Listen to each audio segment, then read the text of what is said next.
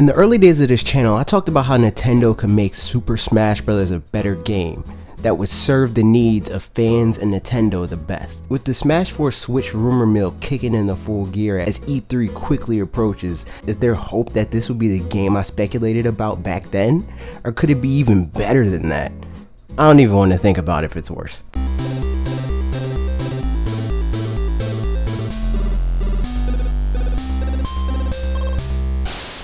For the record, I don't really buy into the legitimacy of the recent 4chan pics being real. There are a lot of Smash 4 mods happening and these could very well fall into that. But them being circulated on the internet made me want to revisit the idea of Smash Bros. On Switch, or as I knew it back then, the next Nintendo console Smash game.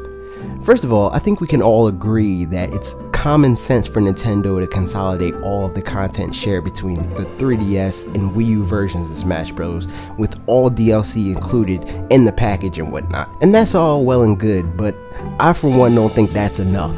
And that's not to say the game wouldn't be worthwhile if they just shipped the content they already produced. I'd be first in line regardless. But I believe that they'd lose out on a lot of potential if they were to do that. What they should do is improve on that pre-existing content and provide us with new content that honors the Switch in the same way that the original honored Wii U and 3DS. I think Smash Run in particular has the most potential to be fleshed out. Add an online functionality, a bigger map, more complex enemies, or maybe even allowing 8 players to play simultaneously. These are all things that are made possible with Switch's extra horsepower, as well as the lessened pressure to keep relative parity amongst ports. The Switch version would exist to be the definitive Smash 4 experience, so there's no real reason to hold anything back. Something a lot more tricky would be making Smash Tour worthwhile. Maybe add an online play. That was definitely the weakest aspect of Smash for Wii U in my opinion. I'd personally be fine with them getting rid of it altogether, but I'd rather defer to you guys in the comments. What do you think they should do? Let me know. Also subscribe please. Another aspect I think they could improve on is the single player offering. I'd love to see a better classic mode, something closer to Smash Bros. 64 with mini games like target practice integrated with the fights. And Smash Run is pretty much adventure mode for Melee. Why not add in a few cutscenes with that basic framework and add adventure mode back in?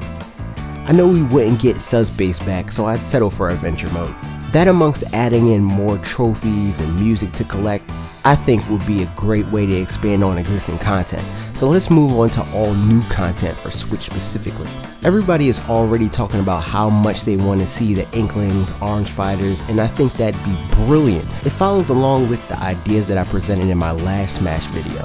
Link in the top right corner. Smash Bros. Is the perfect conduit for Nintendo to promote their new games and characters to an audience that'll grow to love them. They already did a lot of the legwork by making cool characters that people want to fall in love with. Why not make that process a bit easier by introducing them in a game they already love to play? Kind of like how comic books have introduced new heroes through well-established hero stories.